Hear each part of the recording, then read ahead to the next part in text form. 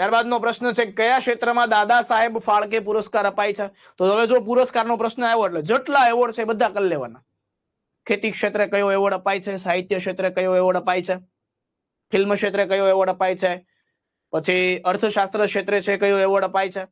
બરાબર, શું જવાબ આવે છે વિદ્યાર્થી મિત્રો? ફિલ્મ ક્ષેત્ર છે એ દાદા સાહેબ ફાળકે પુરસ્કાર છે અપાય છે. દાદા સાહેબ ફાળકે. બરાબર, આનું પરીક્ષાની અંદર છે ફૂલ નામ પૂછાઈ ગયું ભાઈ દાદા સાહેબ ફાળકે નું આખું નામ શું છે? તેનું આખું નામ છે ધુંડીરાજ ગોવિંદ ફાળકે. ધુંડીરાજ ગોવિંદ ફાળકે છે એ દાદા સાહેબ ફાળકે છે એમનું પૂરું નામ છે. બરાબર, અને આને એક નામ દેવાનું હતું, ભારતીય સિનેમાના પિતામહ કહેવામાં આવતા.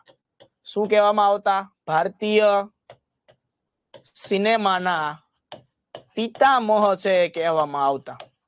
ધુંડી ગોવિંદરાજ ફાળકે.